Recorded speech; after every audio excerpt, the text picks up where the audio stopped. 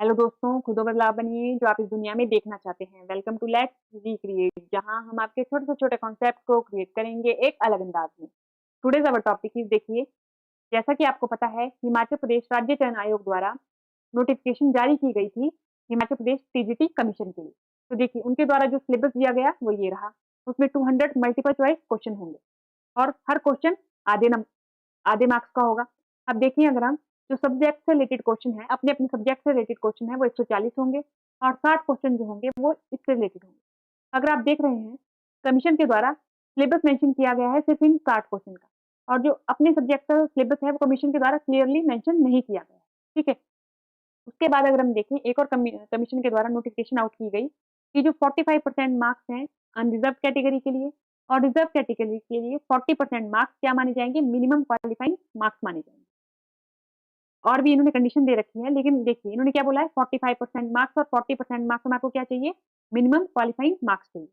तो अगर हम देखें, सिलेबस जो कमीशन के द्वारा दिया गया है उसके अकॉर्डिंग क्लियरली जो मेंशन सिलेबस है वो इन एरिया का है। 60 क्वेश्चन का हमारे को क्लियरली सिलेबस दिया गया है कि इस एरिया से आएगा। ठीक है। तो और अगर हम पहले भी देखें, जो कमीशन पहले HPRCA, इससे पहले क्या था, Himachal Pradesh staff service commission, वो जो क्वेश्चन पूछता था वो भी जीके से पूछता था, यानी history, Indian geography, world geography, polity, economy, इन एरिया से पूछता था। उसके बाद वो हिमाचल प्रदेश को भी इसमें इंक्लूड करता था, करंट अफेयर को भी इंक्लूड करता था, जनरल साइंस से पूछता था, सोशल साइंस से, जनरल इंग्लिश से और जनरल हिंदी से।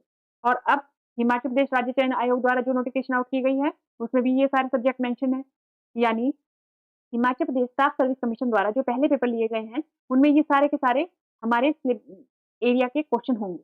ठीक है। तो हम क्या कर सकते हैं कि उन क्वेश्चन पेपर को देख के आइडिया लगा सकते हैं कि वो कैसे पीवाईक्यू को सॉल्व करेंगे, तो हमें आइडिया लग जाएगा कि कैसे वो पीवाईक्यू थे। तो देखिए, आज हम शुरू कर रहे हैं अपने 2017 से लेके और अब तक जो जो पेपर हुए हैं उनके हम पीवाईक्यू देखेंगे। हम देखेंगे कि current affair, general science, general Hindi, general English से उसमें कैसे कैसे सवाल पूछे गए हैं। क्योंकि अगर आप देखें, जनरल हिंदी और जनरल जो इंग्लिश है उसको कवर कर पाना, क्योंकि हमारा अपना सिलेबस भी बहुत ज़्यादा है, तो उसके लिए हम क्या कर सकते हैं कि पीवाईक्यू को देख सकते हैं। ठीक है। 10th तक के लेवल की आएगी। तो चलिए शुरू करते हैं अपने पीवाईक्यूज को। पिछले कल के लेक्चर में यहाँ तक के क्वेश्चंस पूरे कर लिए थे। तो जो आज के हमारी क्लास का पहला क्वेश्चन है, Ajanta cave painting depict stories of. Ajanta गुफाओं की चित्रकारी किसकी कहानी को चित्रित करती है? तो देखिए, अजंता एलोरा की जो केव्स है वो एक पीवाईक्यू में अगर आप देखोगे तो क्वेश्चन देखने को मिलते हैं। तो जो इसका आंसर है वो है जातक। जातक और त्रिपिटक ये जुड़ा हुआ है बौद्ध धर्म से। किससे जुड़ा हुआ है? बौद्ध धर्म से जुड़ा हुआ है। बौद्ध धर्म की स्थापना किसके द्वारा की गई थी? महात्मा बुद्ध के द्वारा, महात्मा बुद्ध जी के द्वारा। ठीक है। इनके बचपन का नाम क्या था? सिद्धार्थ था। और इनका जन्म कहाँ हुआ था? लुम्बिनी में हुआ था। इनके जीवन से जुड़ी हुई 4 बातें हैं जो हमारे को पता होनी चाहिए। इनका जन्म लुम्बिनी में हुआ। गृह त्याग, गृह त्याग का इनका सूचक क्या है? वो है हमारे पास इन घोड़ा, इनका हॉर्स। ठीक है। उसके बाद आता है, इन्होंने पहला जो उपदेश है वो कहाँ दिया था? सारनाथ में दिया था। और उस वो जो हुआ था पूरा का पूरा उसको बोला जाता है धर्मचक्र परिवर्तन। धर्मचक्र परिवर्तन। उसके बाद आता है महापरिनिर्वाण। वो बोला जाता है जब इनकी मृत्यु हुई थी। वो कहाँ हुई थी? हमारे पास कुशीनगर में हुई थी। ये इनसे जुड़ी हुई कुछ इंपॉर्टेंट बातें हैं जो हमारे को पता होनी चाहिए। इसके अलावा आपको यहाँ पर त्रिपिटक दिख रहा होगा। त्रिपिटक से भी क्वेश्चन पूछे जाते हैं। त्रिपिटक जो का मतलब जो इंग्लिश में होता है वो होता है 3 बास्केट। इसमें क्या किया गया है? 3 बास्केट में जो बुद्ध की टीचिंग्स है, बुद्धिस्ट की जो टीचिंग है उनको रखा गया है। एक होता है हमारे पास सूत पिटक, एक होता है विनय पिटक, एक होता है अभिधम पिटक। अभिधम पिटक ये होता है तीनों। सूत पिटक में क्या लिखा गया है? सूत पिटक में लिखा गया है जो गौतम बुद्ध द्वारा अपने मुख से कही गई बातें हैं उनको लिखा गया है। विनय पिटक में जो हमारे पास मॉन्क्स और नन्स होते हैं बौद्ध धर्म में, उनके लिए क्या रूल एंड रेगुलेशन होनी हो चाहिए वो है। और अभिधम पिटक में जो यहाँ पर बातें लिखी गई है उनको समराइज वे में, क्वेश्चन आंसर फॉर्मेट में यहाँ पर बताया गया है। तो हमारे को ये पता होना चाहिए। और जो जातकाज है वो विनय पिटक के ही देखिए, विनय पिटक जो है वो डिफरेंट कलेक्शन है, इसमें भी डिफरेंट बुक्स हैं। उनमें एक जातका भी है जिसमें previous life of Gautam Buddha के बारे में बताया गया है। इसमें क्या बताया गया है जातक में कि गौतम बुद्ध की प्रीवियस लाइफ के बारे में बताया गया है। तो हमारे को इस क्वेश्चन से इतना सब कुछ पता होना चाहिए था। ये पता हो गया। अगला क्वेश्चन आता है हमारे पास, Ashtadhyayi deals with. Ashtadhyayi deals किसके साथ व्यवहार रखती है? पोइट्री से, फिलॉसफी से, ग्रामर से, मेडिसिन से। तो इसका जो आंसर है वो है ग्रामर। इसको लिखा किसके द्वारा गया है? पाणिनि के द्वारा। कब लिखा गया था? 5th BC में। ये हमारे को पता होना चाहिए क्योंकि ये पूछा गया है कि कब लिखा गया है। इसके बाद एक और बुक आती है इससे मिलती जुलती, अर्थशास्त्र। अर्थशास्त्र वो किसके द्वारा लिखी गई है? वो लिखी गई है हमारे पास कौटिल्य, जिनका दूसरा नाम भी है विष्णुगुप्त, और जिनको एक और नाम से जाना जाता है चाणक्य। ये 3 नाम हैं जो हमारे को पता होने चाहिए, कौटिल्य, विष्णुगुप्त और चाणक्य। इन नाम से उनको जाना जाता है। और ये किनके मंत्री थे? चंद्रगुप्त मौर्य। चंद्रगुप्त मौर्य। चंद्रगुप्त मौर्य कौन थे? मौर्य साम्राज्य के संस्थापक ये थे। ठीक है। इन्होंने किसको हराया था? इन्होंने नंद वंश के धनानंद को हराया था चंद्रगुप्त मौर्य ने। उसके बाद हमारे को क्या पता होना चाहिए? देखिए, चंद्रगुप्त मौर्य कौन थे? चंद्रगुप्त मौर्य वंश के संस्थापक थे चंद्रगुप्त मौर्य। उनके बाद इनके पुत्र आते हैं बिंदुसार। बिंदुसार आते हैं। बिंदुसार के पुत्र आते हैं हमारे पास अशोक। ये तीनों जो एक ही फैमिली के लोग थे, लेकिन ये तीनों जो थे अलग अलग धर्म के अनुयायी थे। जैसे जो चंद्रगुप्त मौर्य है वो अपने जीवन के अंतिम टाइम में जैन धर्म को मानने लगे थे। ठीक है, जैन धर्म। और जो हमारे पास बिंदुसार थे वो थे आजीविक धर्म के अनुयायी, और जो अशोक थे वो थे बौद्ध धर्म के अनुयायी। तो ये तीनों क्वेश्चन घुमा फिरा के पूछा जाता है। चंद्रगुप्त मौर्य को बौद्ध धर्म से जोड़ दिया जाता है, अशोक को जैन धर्म से जोड़ दिया जाता है। तो हमारे को ये पता होना चाहिए था। अगला क्वेश्चन आता है हमारे पास, गुप्ताज वर पुअर इन। अब देखिए, गुप्ताज के कार्यकाल को क्या बोला जाता है? गोल्डन एज ऑफ किस चीज़ का? Golden age of art and literature. इसके लिए क्या बोला जाता है? उनके पीरियड को गोल्डन एज बोला जाता है। लेकिन वो किस चीज़ में ठीक नहीं थे? ट्रेड एंड कॉमर्स में ठीक थे, एडमिनिस्ट्रेटिव सिस्टम में ठीक थे, लेकिन वो आर्किटेक्ट में ठीक नहीं थे, साइंस एंड टेक्नोलॉजी में भी वो ठीक थे। तो जो इसका आंसर है वो है वास्तुशिल्प। तो हमारे को पता होना चाहिए वास्तुशिल्प, और इसका आंसर था हमारे पास व्याकरण। अगला क्वेश्चन आता है, हु फाउंडेड द पाला एम्पायर। पाला एम्पायर की स्थापना किसके द्वारा की गई थी? तो वो थे गोपाल पाल। अब देखिए, यहाँ पर आपको धर्मपाल नाम भी दिख रहा होगा। तो जो धर्मपाल जी थे उन्होंने 8वीं शताब्दी में तक्षशिला विश्वविद्यालय, नहीं, विक्रमशिला विश्वविद्यालय की स्थापना की थी। विक्रमशिला विश्वविद्यालय की स्थापना की थी। जो तक्षशिला विश्वविद्यालय है वो सबसे पुराना विश्वविद्यालय है, लेकिन अब वो कहाँ पर है? पाकिस्तान में है। तो जो भारत की बाउंड्री में सबसे पुराना विश्वविद्यालय वो कौन सा है? नालंदा विश्वविद्यालय। नालंदा विश्वविद्यालय। और उसकी स्थापना किसके द्वारा की गई थी? कुमारगुप्त के द्वारा की गई थी। कब की गई थी? 5th शताब्दी में की गई थी। तो देखिए, जो हमारा विक्रमशिला विश्वविद्यालय है उसकी स्थापना की गई थी धर्मपाल के द्वारा। कब? 8th शताब्दी में। और जो सबसे पुराना विश्वविद्यालय है वो है तक्षशिला, लेकिन वो आजकल कहाँ है? आज के टाइम पे कहाँ है? पाकिस्तान। और जो नालंदा विश्वविद्यालय है वो भारत की बाउंड्री में सबसे पुराना विश्वविद्यालय है, जिसकी स्थापना कुमारगुप्त के द्वारा की गई थी 5th शताब्दी में। ठीक है, ये हमारे को यहाँ से पता होना चाहिए था। अगला क्वेश्चन आता है, आर्य समाज की स्थापना किसके द्वारा की गई? आर्य समाज की स्थापना कब हुई? किसके द्वारा नहीं, कब स्थापित की गई? तो वो 1875 में। तो देखिए, ये जो समाज है इनसे जुड़े हुए कुछ इंपॉर्टेंट पॉइंट हैं। तो देखिए, जैसे कि आत्मीय सभा, इसकी स्थापना 1814 में, और हेडक्वार्टर कहाँ था? कलकत्ता में। किसके द्वारा की गई? राजा राम मोहन राय जी के द्वारा। ब्रह्मा समाज की स्थापना 1828 में राजा राम मोहन राय के द्वारा। तो ये दोनों कहाँ थे? कलकत्ता में थे। और इसी को काउंटर करने के लिए, किसको? राजा राम मोहन राय जी को काउंटर करने के लिए राजा राधा कांत देव ने कलकत्ता में धर्म सभा की स्थापना की 1830 में। तो देखिए, ये जुड़े हुए हैं आपस में, हमारे को पता होना चाहिए। आत्मीय सभा की स्थापना 1814 में कलकत्ता में हुई राजा राम मोहन राय जी द्वारा। ब्रह्मा समाज की हुई 1828 में कलकत्ता में राजा राम मोहन राय जी द्वारा। धर्म सभा की स्थापना काउंटर करने के लिए ब्रह्मा समाज को, आत्मीय सभा को किसके द्वारा की गई? राधाकांत देव द्वारा, कलकत्ता में। ये पूछा गया है तीनों के तीनों क्वेश्चन। प्रार्थना समाज की स्थापना की गई थी महाराष्ट्र में आत्मारंग पांडुरंग द्वारा, with the help of Keshav Sen ji द्वारा, केशव चंद्र सेन द्वारा। ठीक है, 1867 में। सत्यशोधक समाज की स्थापना की गई 1873 में ज्योतिराव फुले द्वारा, महाराष्ट्र में ही। आर्य समाज की स्थापना 1875 में हुई। पहले इसका हेडक्वार्टर मुंबई था, लेकिन फिर वो ट्रांसफर हो गया लाहौर को, दयानंद सरस्वती जी द्वारा। देव समाज की स्थापना की गई 1887 में, लाहौर में इसका हेडक्वार्टर रखा गया शिव नारायण अग्निहोत्री द्वारा। रामकृष्ण मिशन की स्थापना की गई 1897 में, बेल्लूर था हेडक्वार्टर, फिर कलकत्ता स्थापित हो गया स्वामी विवेकानंद ने, जिनका बचपन का नाम नरेंद्रनाथ दत्त था। तो ये जो थे हमारे पास, ये हमने डेट वाइज इंक्रीजिंग ऑर्डर में कर दिए। देखिए, आत्मीय सभा 1814 में, ब्रह्म सभा 1828 में, धर्म सभा 30 में, प्रार्थना सभा 67 में, सत्य शोधक समाज 73, आर्य समाज 75, देव समाज 87, रामकृष्ण मिशन 97। ठीक है, ये हमारे को पता चल गया। तो इनमें से जो 4 थे हमारे पास, वो थे हमारे पास कलकत्ता में, 2 थे हमारे पास महाराष्ट्र में और 2 थे हमारे पास लाहौर में। ठीक है, अब अगला आता है हमारे पास in 1684 the British East India Company set up printing press in, कहाँ पर सेट की थी ब्रिटिश इंडिया ने प्रिंटिंग प्रेस? वो की थी हमारे पास इन्होंने, कहाँ पर की थी? मुंबई में। कहाँ पर की थी? मुंबई में। अब देखिए, जो प्रिंटिंग प्रेस लाने का भारत में श्रेय जाता है वो ब्रिटिश ईस्ट इंडिया कंपनी को नहीं जाता, वो जाता है हमारे पास पुर्तगाल को। किनको जाता है? पुर्तगाल को जाता है। और पुर्तगाल कब लेकर आए थे? उन्होंने गोवा में अपनी प्रिंटिंग प्रेस लगाई थी 1556 ईस्वी में। तो देखिए, 1684 में ब्रिटिश ने लगाई, कहाँ पर? बॉम्बे में। उससे पहले पुर्तगाल लगा चुके थे, कहाँ पर? गोवा में 1556 में। ये हमारे को पता होना चाहिए। अब अगला क्वेश्चन चलते हैं हम। Which of the following was raised to knighthood by Lord Curzon in 1905 में? तो देखिए, 1905 में किसको दिया गया था? नाइटहुड उपाधि से सम्मानित किया गया था। वो किया गया था हमारा गोपाल कृष्ण गोखले जी को। अब देखिए, ये जो नाइटहुड उपाधि है रविंद्रनाथ टैगोर जी को भी मिली थी। किनको मिली थी? रविंद्रनाथ टैगोर जी को भी मिली थी, लेकिन उन्होंने लौटा दी थी। क्यों लौटाई थी?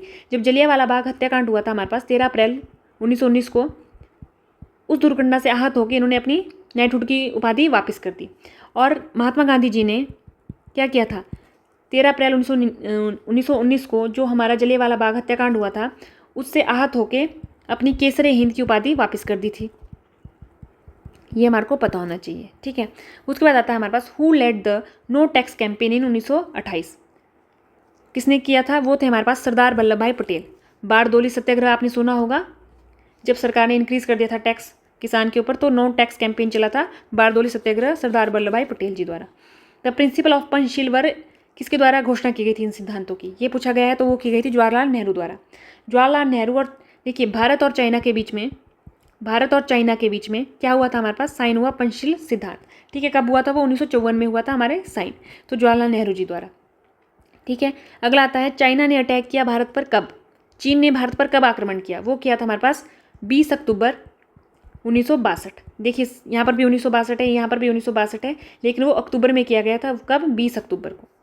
राजा राम मोहन रॉय वॉज पॉइनर ऑफ, राजा राम मोहन रॉय एक अगुआ थे किस चीज़ के? पत्रकारिता में, राजनीतिक सुधारण में, जन आंदोलन में। तो देखिए, ये बहुमुखी प्रतिभा के धनी थे, तो ये इन सभी में थे। इन्होंने इन सभी एरियाज़ में काम किया है, इन सभी एरियाज़ में अपना कंट्रीब्यूशन दिया है। Vande Mataram our national song was written by, किसके द्वारा लिखा गया है? बंकिम चंद्र चटर्जी द्वारा। उसके बाद आता है हमारे पास which of the following is not include in the state list in the constitution of India? देखिए, पुलिस स्टेट लिस्ट में आता है, कानून एवं व्यवस्था स्टेट लिस्ट में आती है, कैद खाना प्रिजन्स स्टेट लिस्ट में आते हैं, लेकिन जो क्रिमिनल प्रोसीजर कोड है वो हमारे कॉन्करेंट लिस्ट में आते हैं। कॉन्करेंट लिस्ट क्या होती है? जिसपे सेंटर और स्टेट दोनों मिलकर लॉ बना सकते हैं। स्टेट लिस्ट में स्टेट लॉ बनाती है, यूनियन लिस्ट में यूनियन लॉ बनाती है, यानी सेंटर लॉ बनाता है, लेकिन कॉन्करेंट लिस्ट में सेंटर और स्टेट दोनों बनाते हैं। अगला आता है हमारे पास, तो ये देखिए, ये उस वक्त के करंट अफेयर का क्वेश्चन है। तो जैसे हमारे प्रधानमंत्री मोदी जी अभी कनाडा गए थे G7 के लिए। ठीक है, उसके बाद वो ब्राज़ील गए, ब्राज़ील में भी किसी का कोई मीटिंग थी, तो उसके बारे में वैसे सवाल पूछे जा सकते हैं। अब उसके बाद आता है the national foundation for communal harmony is under the administrative control of, ये आता है हमारे पास home ministry, home affair ministry. इसका आंसर है हमारे पास home affair ministry. The constitutional authority vested with the power of declaring castes और tribal as the schedule caste और शेड्यूल ट्राइब इज द, किसमें ये हमारी पावर है? वो है हमारे पास प्रेसिडेंट ऑफ इंडिया में। ठीक है, जातियों अथवा जनजातियों को अनुसूचित जातियों अथवा अनुसूचित जनजातियों में जाहिर करने की जो शक्ति है वो संविधान ने किसको दी है? प्रेसिडेंट ऑफ इंडिया को। देखिए, अब जो अगला क्वेश्चन है, Mirages can be explained bye, तो इसका आंसर होगा टोटल इंटरनल रिफ्लेक्शन। देखिए, एटमॉस्फेरिक रिफ्लेक्शन भी इसके लिए रिस्पॉन्सिबल होता है, लेकिन यहाँ पर टोटल इंटरनल रिफ्लेक्शन कमीशन के द्वारा सही माना गया है। ठीक है, और copper wire can not be used as a fused wire because, copper wire क्यों यूज़ नहीं की जाती फ्यूज वायर के रूप में? क्यों? क्योंकि इसका जो मेल्टिंग पॉइंट है वो बहुत ज़्यादा हाई है। हाई मेल्टिंग पॉइंट की वजह से कॉपर का मेल्टिंग पॉइंट क्या होता है? बहुत ज़्यादा हाई होता है। ठीक है, अगला क्वेश्चन आता है the violet explosion in the star is called, आपको पता होगा जो स्टार है वो 2 स्टेजेस में आगे जाके जब उसकी लाइफ साइकिल चलती है तो 2 स्टेजेस में हो जाता है, ठीक है। तो जो हमारे पास उसका एक्सप्लोजन होता है वो कौन सा है, सुपरनोवा। स्टार की पूरी लाइफ साइकिल होती है, उसमें एक सुपरनोवा होता है जिसमें क्या होता है, वॉयलेट एक्सप्लोजन होता है, ठीक है, वॉयलेट एक्सप्लोजन होता है। उसके बाद आता है the cassette tape is coated with. Cassette tape देखी होगी आपने, वो कोटेड किसके द्वारा कोटेड की जाती है, वो है आयरन ऑक्साइड के द्वारा। तो इसका आंसर होगा आयरन ऑक्साइड। प्रोडक्शन ऑफ गोबर गैस इन्वॉल्व, इसका सही आंसर है फर्मेंटेशन। प्रोडक्शन ऑफ गोबर gas involve fermentation. Cardiograph is used for tracing the, देखिए कार्डियोग्राफ हमारे पास कार्डियो से लग रहा है, हमारे पास हृदय की गति। कार्डियो होता है हमारे पास हार्ट से रिलेटेड, तो मूवमेंट ऑफ हार्ट, ये हो गया हमारे पास। अगला क्वेश्चन आता है sea weeds are an important source of, आपने पता ही होगा आपको इसके बारे में, आयोडीन। किस से जुड़ा हुआ है, आयोडीन से जुड़ा हुआ है। Which of the following is structurally the most stable region, ये 4 रीज़न दिए गए हैं और पूछा गया है कि सबसे जो स्टेबल रीज़न है वो कौन सा रीज़न है। अगर आपको पता होगा जो हमारे हिमालयज़ हैं उनका निर्माण हुआ था कैसे, प्लेट टेक्टोनिक, प्लेट से प्लेट टकराई थी, उसके बाद हुआ था। तो जो सबसे स्टेबल है वो है हमारे पास डेक्कन प्लेट्यू। कौन सा है हमारे पास सबसे स्टेबल, डेक्कन प्लेट्यू, ठीक है। Guru Shikhar is the highest peak of, Guru Shikhar है वो किसकी सबसे ऊंची चोटी है, तो वो हो जाती है हमारे पास अरावली पर्वतमाला की। किसकी, अरावली पर्वतमाला की। विच of the following is soil is the most fertile, तो एलुवियल सॉइल जो है हमारे पास वो सबसे ज़्यादा उपजाऊ मृदा होती है। तो commercial crop of northern plain is, तो देखिए commercial crop of northern plain की देखिए उत्तरी मैदानों की तो वीट भी है और शुगर केन भी है, लेकिन अगर ज़्यादा है वो है गन्ना। The disease caused by asbestos is, इसका आंसर है हमारे पास लंग कैंसर। ये देखिए ये उस वक्त मनरेगा के तहत आया गया करंट अफेयर का क्वेश्चन था। Scheme of mid day meal is not connected with, अगर हम देखें मिड डे मील किससे कनेक्ट नहीं है, राइट टू फूड तो है क्योंकि उसमें खाना मिलता है। एजुकेशनल एडवांसमेंट, उसके तहत बच्चे आएंगे, ठीक है। फिर शैक्षणिक उन्नति होगी जब सब बच्चे आएंगे, ये भी हो सकता है। चाइल्ड न्यूट्रिशंस, जब वो बच्चा खाना खाएगा तो वो चाहे उसको एक टाइम का खाना तो उसको अच्छे ढंग से मिलेगा, तो ये भी इसका भाग है। लेकिन सोशल इक्वलिटी इसका आंसर नहीं होगा, ठीक है। Inclusive growth has initiated in the 11th 5-year plan does not include which of the following, क्या इंक्लूड नहीं करती, तो वो इंक्लूड नहीं करता जो हमारा 11th 5-year प्लान है, स्ट्रेंथनिंग ऑफ कैपिटल मार्केट। तो इसका आंसर होगा B. State Bank of India को पहले क्या बोला जाता था, इंपीरिकल बैंक ऑफ इंडिया, ये बोला जाता था हमारे स्टेट बैंक ऑफ इंडिया को। Chhanak is the folk dance of which region of Himachal Pradesh, Chhanak जो है हिमाचल प्रदेश के किस क्षेत्र का लोक नृत्य है, तो ये आपको पता होगा लाहौल स्पीति का है।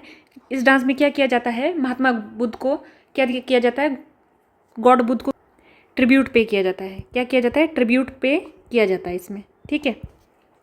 महाराणा प्रताप सागर बांध निम्न का दूसरा नाम है, तो वो है हमारे पास पौंग बांध का महाराणा प्रताप सागर बांध, ठीक है। समझौता जो हमारे पास आंदोलन था वो 1942 में हुआ था, तो कौन सी प्रिंसली स्टेट में हुआ था, वो हुआ था हमारे सिरमौर में। जो सांच जो पास है हमारा वो कहाँ पर है, कौन सी डिस्ट्रिक्ट में है, तो वो चंबा में है। वो क्या करता है हमारे पास, चंबा को पांगी से कनेक्ट करता है। बेन गंगा जो है हमारे पास हिमाचल प्रदेश की किस नदी की सहायक नदी है, तो वो है व्यास की। रिवासर लेक कहाँ पर सिचुएटेड है, तो मंडी में। कितने राष्ट्रीय राज्यों का विलय करके केंद्र शासित हिमाचल प्रदेश में करके इसे पार्ट सी स्टेट बनाया गया था, तो वो इसका आंसर है 30। नलवाली मेला लगता है उसकी क्या मुख्य जो बात है वो बतानी है हमारे को। इसमें हमने पीछे देखा था कि जो नलवाली मेला वो कहाँ लगता है, बिलासपुर में लगता है। और इसकी खास बात क्या है कि यह घोड़ों और खच्चरों का व्यापार के लिए प्रसिद्ध था। Which of the following dance is perform during new year celebration, तो वो है हमारे पास लोसर सोना नृत्य। The famous temple of Baba Balak Nath सिंह is situated in which district, Hamirpur में। Which of the theme of the 2017 world consumer right day, तो ये उस वक्त का हमारे पास करंट अफेयर का क्वेश्चन था। ये भी हमारे पास उस वक्त करंट अफेयर का क्वेश्चन था, ये वाला भी।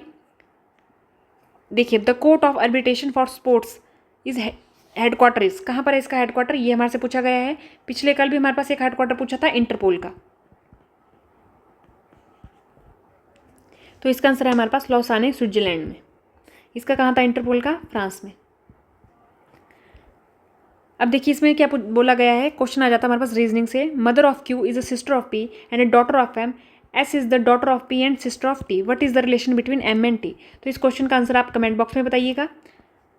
तो देखिए अगला क्वेश्चन जो है हमारे पास, इन कोड ए को डिनोट किया जा रहा है बी से, डिनोट किया जा रहा है बी से, बी को सी से, सी को डी से, यानी एक एक वर्ड आगे बढ़ रहे हैं। तो उसी लैंग्वेज में इसको कैसे लिखा जाएगा, तो देखिए एफ को कैसे लिखा जाएगा, जी, आर को एस, ए को बी, सी को डी, टी को वी, आई को जे, ओ को पी, एन को ओ और एस को टी। तो इसका आंसर होगा हमारे पास B. B is the right answer. Among 5 friends, A is heavier than B, C is lighter than D and B is lighter than D but heavier than E. Who is the heaviest पूछा गया कि सबसे भारी कौन है। जब आप इस क्वेश्चन को सॉल्व करोगे तो हम इस क्वेश्चन के नतीजे पे नहीं पहुंच सकते, तो ये इसका आंसर होगा डी, निर्धारित नहीं किया जा सकता। अब अगला क्वेश्चन है, अ cube of 4 centimetre side is divided into 125 small cubes, what will be the length of the side of small cubes. तो देखिए हमारे को पता होता है वॉल्यूम ऑफ क्यूब क्या होता है हमारे पास, वॉल्यूम ऑफ क्यूब क्या होता है हमारे पास, साइड का क्यूब। तो साइड क्या है हमारे पास 4, 4 का क्यूब आ गया 64 सेंटीमीटर क्यूब। तो ये आ गई हमारे पास वॉल्यूम किसकी, क्यूब की, हमारे पास आ जाती है वॉल्यूम क्यूब की।